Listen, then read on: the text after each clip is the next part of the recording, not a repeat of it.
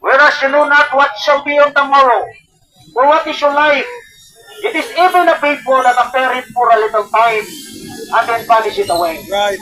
Higala, daghan mga nahitabo sa 2025. Higala, yaki ang linog, higala ngadto sa Bugor, David, sa Norte na bahin, diri sa Cebu, higala, o aduna pa di bakyo na sa Gunso na bakyo, higala, na sa Gitawag Tino o Siwan, o aduna yung mga baha, na mga na ataw na sinati, mga higala, o until now, ang mga naanod sa baha, missing pa.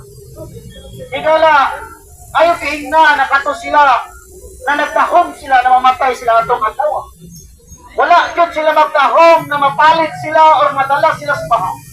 Pero sultihan po kamo mga higala, kung kato mga na anod sa baha, kung wala to sila makadawat sa atong Ginoong Jesucristo, the Bible says, and in hell, they will be eyes to be tormented. Karoon na ito ang krus na sa impyerno mga higala. Wala naman sa tuyuhan, ano namin rin, dili pangatlong.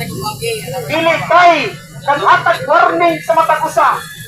That the Bible says, the Lord Jesus Christ said, in the book of Mark chapter 1, verse 15, repent ye and believe the gospel. Kinahanglan, atong ibutang sa atong unahonas na kadaghan, that what if you die today, nakasiguro na ba ka na atong paingnan at paingon, higala. Nakaisalo na ba ta, higala? Pastor, anong kinahanglan man na sayo ng tao? Kaya ang Diyos na rin sa kalibutan, araw ng tao, di mahimong ignorance. That Christ Jesus, the Lord, come in this world to save sinners. Para rason, gano'ng yari ang atong Ginoong Jesucristo. Gano'ng nagpapagtao siya sa liblib na sabsaban sa pasungan in the manger. Para lang ikaw, ako mga higala, luwason. Una, hindi nga, kahapon na regala pa nung sa kagabiyon, nabutang na ba na sa makadaghan sa iyong unahuna o sa iyong kasing-kasing na what if are you dying? Are you sure 100% your soul going to heaven?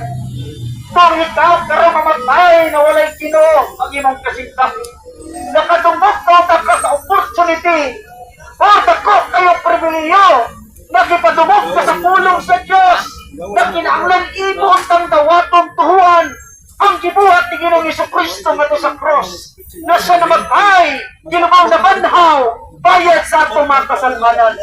Mga higala, 2026 na, grabe kayong Ginoo, nag-atag na ito o blessing sa atong kinabuhi.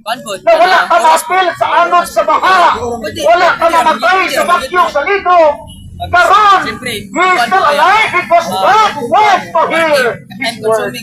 Gusto sa Diyos na makatungkol ka sa pulong. Kaya nakungkok pa. Because for God so loved the world that He gave His only begotten Son. That whosoever believeth in Him shall not perish but have everlasting life.